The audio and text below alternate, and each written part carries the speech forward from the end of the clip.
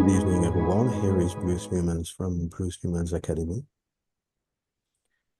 Here we are welcoming a very interesting guest, Beatrice Recoussine, which is the former executive director of the French Alliance in Texas.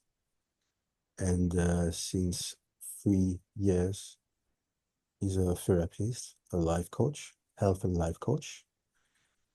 She's one of the author of the #1 bestsellers in Amazon, The Girl on the Left.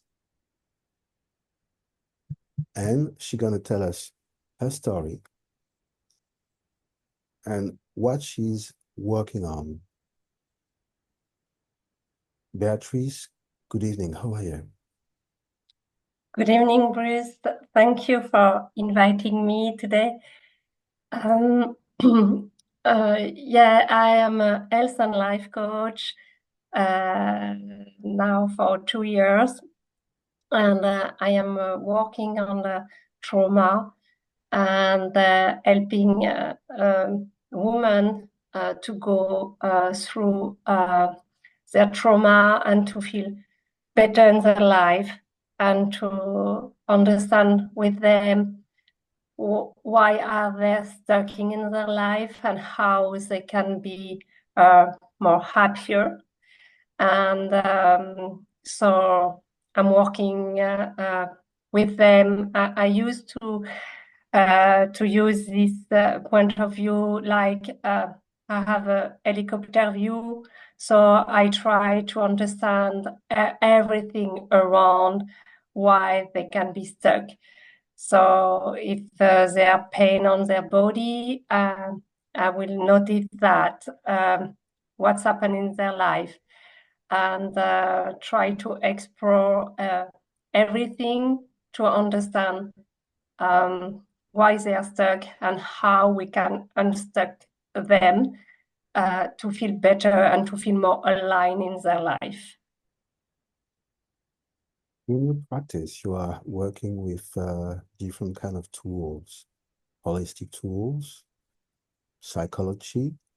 How would you see the best way to understand this link which could be made between those different practices? I have lots of tools, in fact, and it's hard to answer you this question like that. Okay, I will treat this trauma like that. It will be very different on each one, and but I try to help them to understand that they can do lots of things on their own and they have lots of power to unstuck themselves where they are. So it could be different technique, like I can use NLP, neuroprogrammation linguistique. So this is really help them to change their negative thoughts to work on something more positive. Because when we are stuck on negative thoughts that I'm not bad enough, I'm not good enough, I'm not deserving a happy life, or different things like that.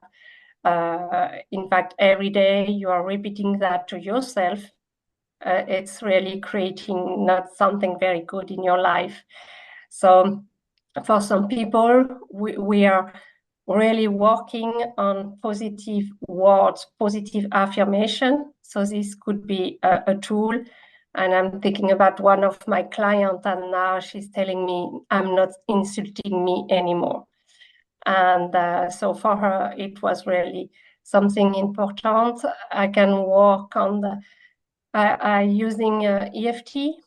So this, it's more like a tapping, because this can help the brain to activate different things and to help them to unstuck, because sometimes it's not really conscious. So we need to work on different things I'm adding meditation a lot, so they can really walk about what they are feeling on their body, and yeah, I think it's the most of what I'm using to help them. You're mostly working with women Yes. in your coachings. Which kind of problems are you dealing with as women most of the time? In which way are they stuck? Usually when I just try to look all of the women I'm working with, I can say that the self-esteem is very low each time, and it could be an issue with relationship with husband. It could be some issue with addiction. So it's really different on each person. So I really try to understand that if I can find something very common, it's very low esteem.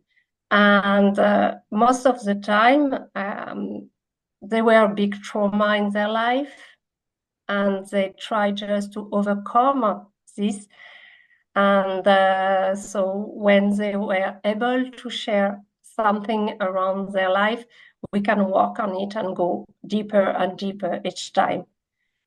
I used to have lots of image, but it's like an onion, and we are peeling and try to understand, okay, where is it? Why are you stuck now? And most of the time we find really something. We find the root, and when we were able to find the root, we can really unlock lots of things, and they can really feel better in their life.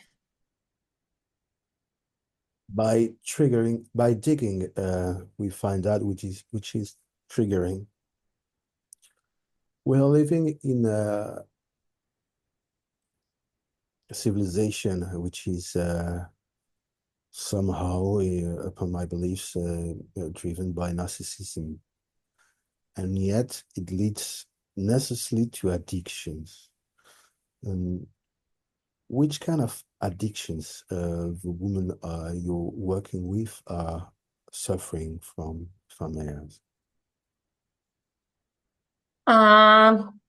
So it could be a basic one. I say basic, but I think there is not um, all addiction could be an issue, but it could be I would like to stop smoking.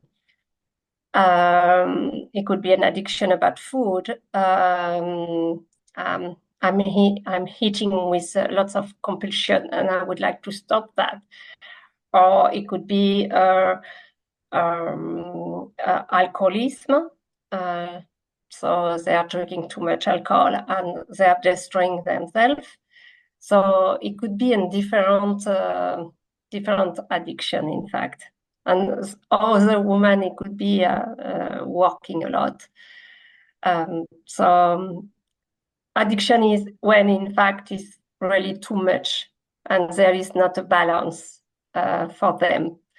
And so we try to understand where it's coming from, because most of the time there is a point, and we can work on it.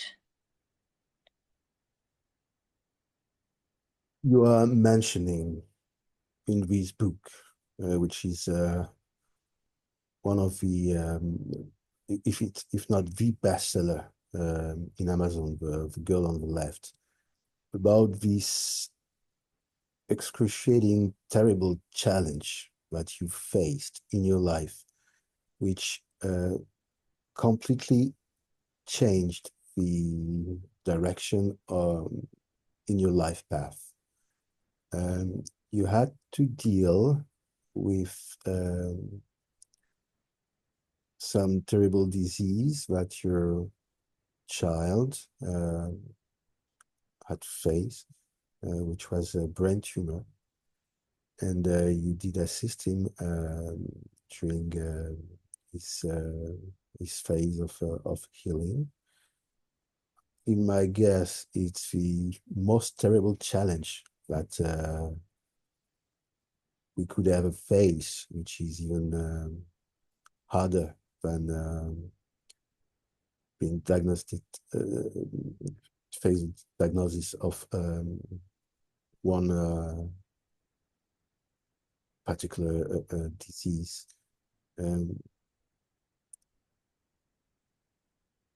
Your child did go through it, and you call him a survivor.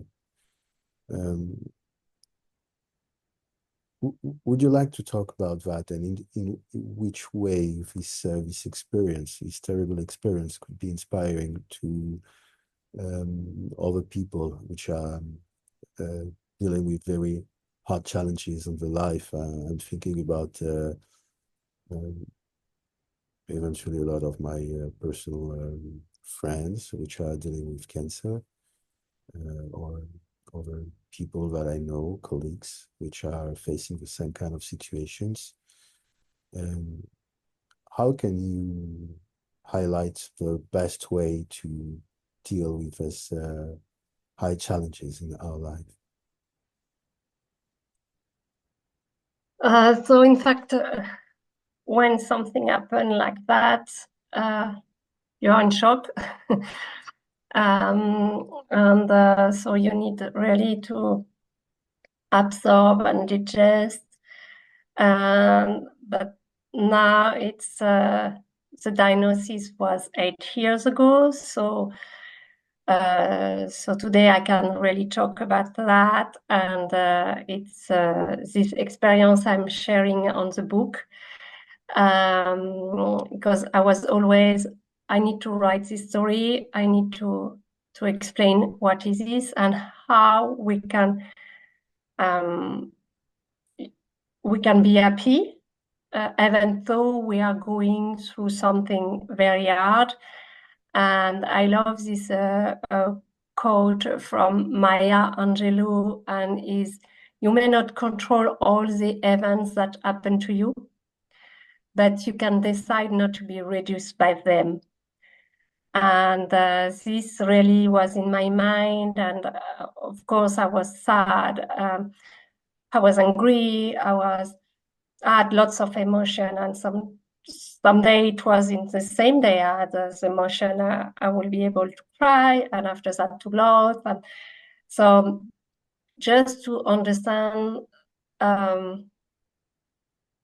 that at this moment I understood really that I needed to slow down in my life, that working in 20 folders at the same time, I will not be able to do that anymore.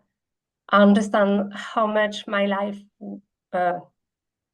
changed, and I stopped working to be near my son, because at this time my only goal was to help him to go through that, to help him to survive, and is when I created maybe all this tool, and I started meditate. It was not something I know about it before. And I realized that when I meditate, I was able to have a relief for maybe 1 minute, but this was very important. Understand how much breathing consistently can help me to slow down as well. So yeah, we can go to something very hard, but there is always a way we can feel just better for a few seconds, for 1 minute. And it's really something I try to share with lots of people, because as you understand, had really another purpose of my life today. And today it's really to help the other person going through cancer, the parents as well. And so I'm sorry, I'm volunteering at hospital every week to welcome the parents so they can just share their stories, they can share their emotion, and to have someone for them, understanding that they can be very sad, but understanding as well that they can be happy, because this day at hospital was a good day. It could be just to think differently and to have a fun even so it's art. And I have this anecdote and I love sharing it because I think it's really something was important for us, because my son, he was 9 at this time, and he told me, you know, ma'am, the cancer doesn't like two things. It doesn't like laughing and it doesn't like love. And I remember I told him, okay, love, you have love, for sure. We love you so much. Laughing, we will work on it. And I remember this day, I was out of hospital and I was at the supermarket here and say, okay, he loves the red. I need to find something red for him. And the only costume I was able to find this day, it was a lobster costume. So I came back to my house and wearing the lobster costume, I went to hospital like that. And I never realized these days that maybe I will meet people in my car and I will meet people from my car to the room. And there were lots of smiles around me. And I arrived in this ICU department at the hospital, and everyone laughing, seeing me like that. And I understand this day, yes, we can laugh. And maybe it will be one of our tools in the family. And so we had lots of memory like that. And I try to remember most of these memories, and the other was very, very hard to support.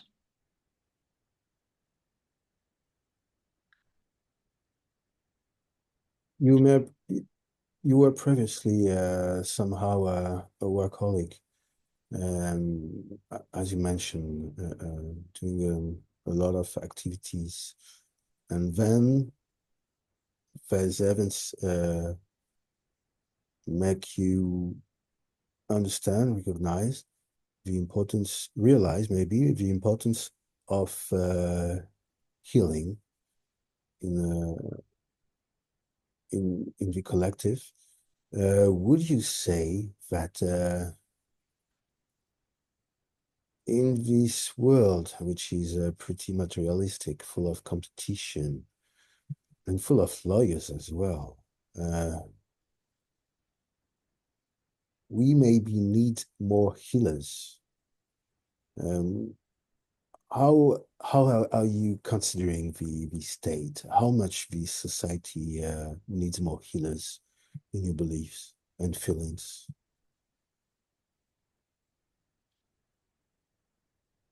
Oh, I really, um, I, I don't know really what I was seeing in my story. There were something uh, above us, and I can't explain. They were the doctor gave medicine and yes, they saved him. But I had this feeling that I, I can heal my son and I can give him the best I can do through this. And I did not realize that for example, I was always putting my hand on his head and thinking, okay, I can take off all the tumor. And I have a word today on this because I had this training as well as a Reiki. And my intention was really to help him and to help all the medical team to take off all this tumor. And it was only in my mind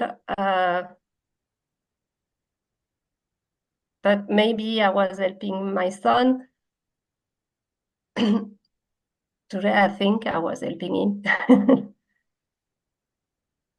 Yeah. The idea is that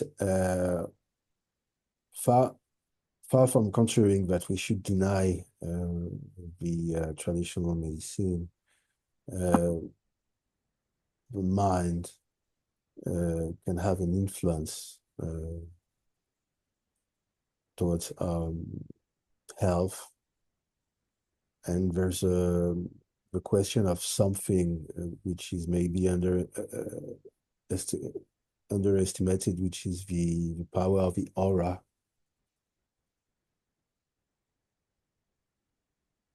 And there is this practice, which is the positive thinking as well.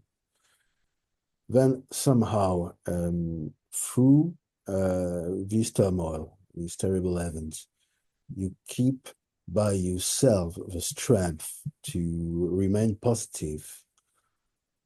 What was the source of this strength, in your opinion, in your feelings?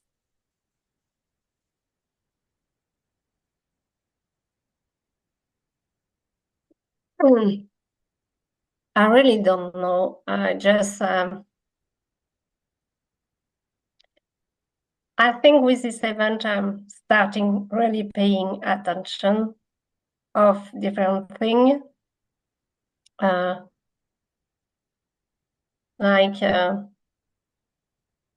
Maybe before I was not paying attention of all the sign I could receive.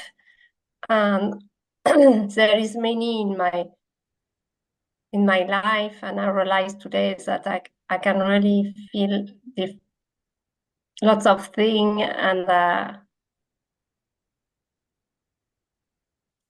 but where it's coming from, I don't know. I just what I love to share about my story, it's like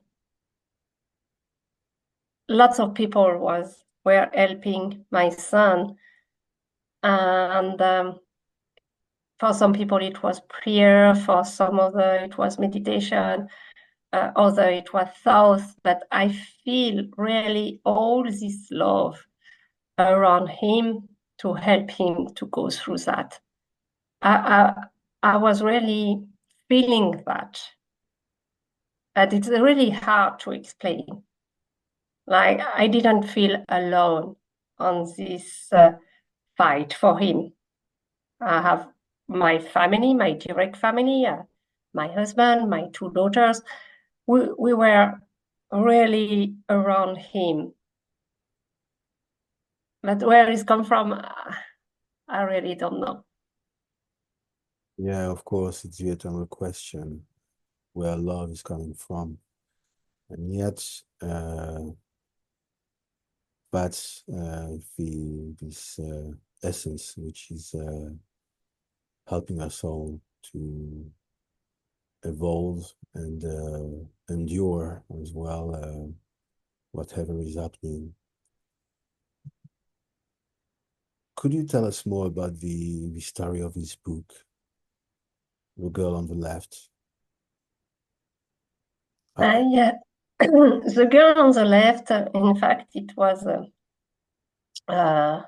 a message on Facebook from a coach group, and one Megan Dirk, who is the creator of this book. In fact, she mentioned that she would like to create a book that inspirational women can share their story and how they dealt with that and what they are doing with that, like a book of tool of happiness. Maybe I would like to tell this book like that, and so I just register and write my a short story, short description. And I was very surprised 1 month after that she told me that I was selected, and she would like in 1 month. I remember 2,500 words, and I was in English, and it's not my first language, so I was a little afraid when she said, "Okay, you are selected." And in fact, I was okay. I am in this project now. I am able to share my story. So I will do that. But really, this book is so amazing because the other stories, there is really wonderful woman. They are going through a lot, and they have decided to do something very great in their life today. There is many coach as well, so it could be different coach, and yeah, I would like to tell this book is really tools for happiness, and all of these women are they're happy today, even though they went through something very hard.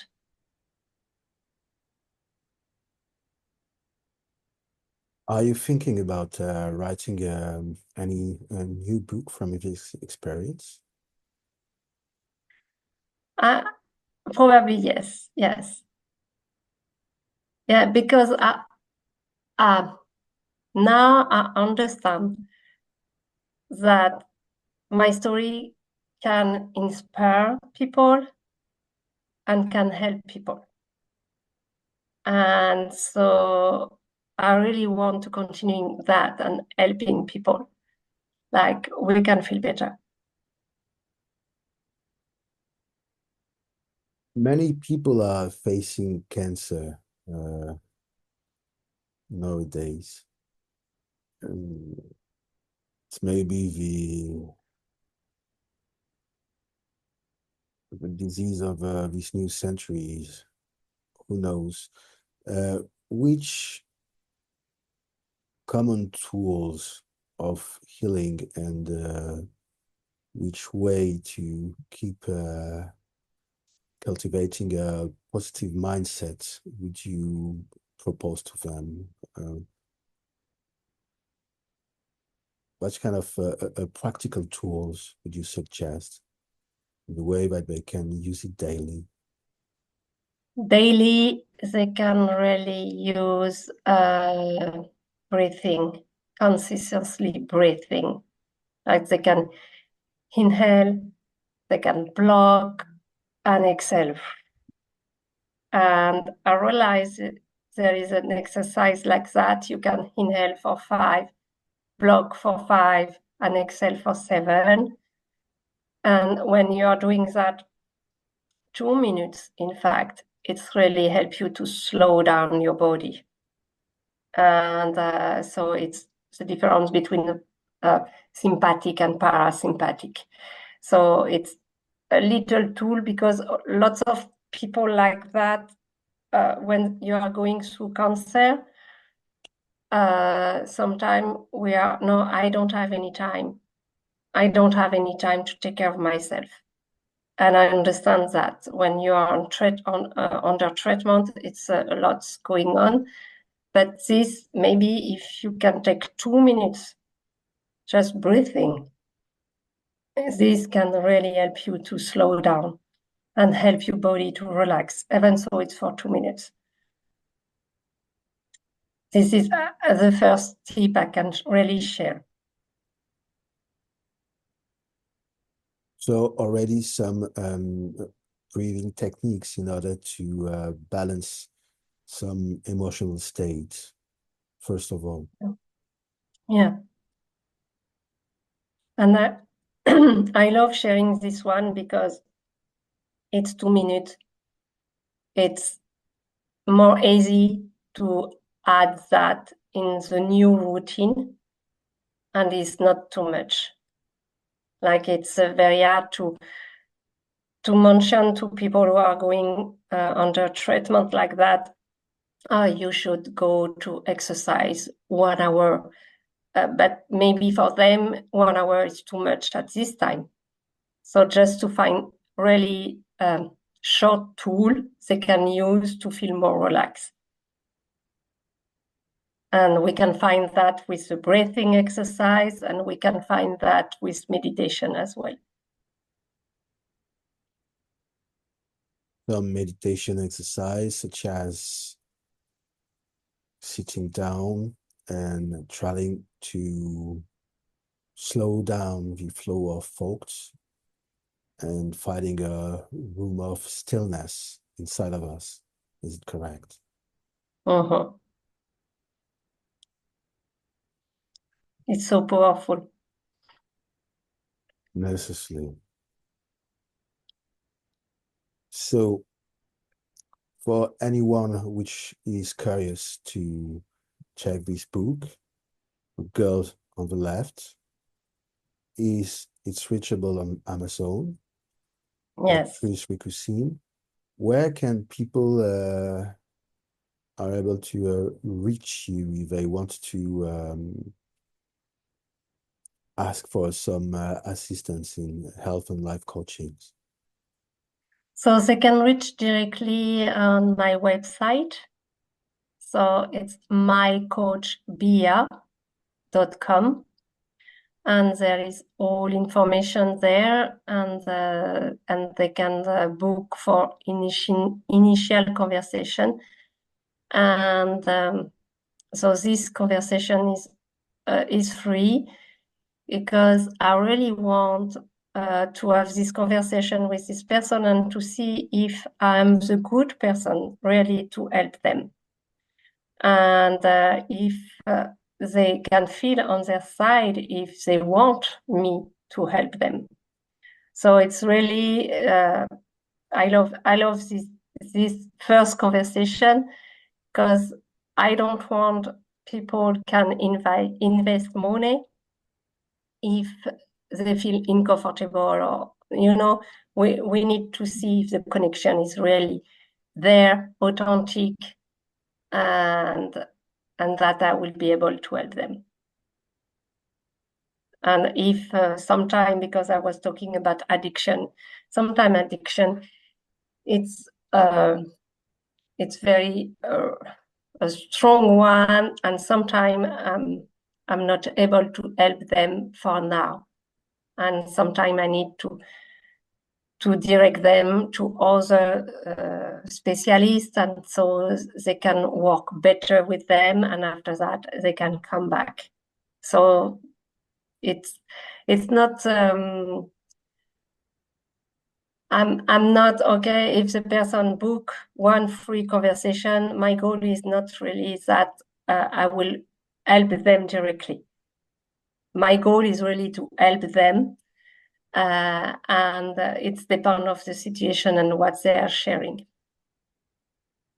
Which is important is the result. You wouldn't necessarily work directly with them, but by going on this diagnosis, you most likely would be able to rather redirect them to someone which would be quite efficient in order to assist them, or you could manage, if you feel that it's the best way to do so, to assist them directly. Yeah. Thank you so much, Beatrice, for your Thank you, testimony. Bruce. And Thank see you. you quite soon, hopefully. Yes, I hope. Yes.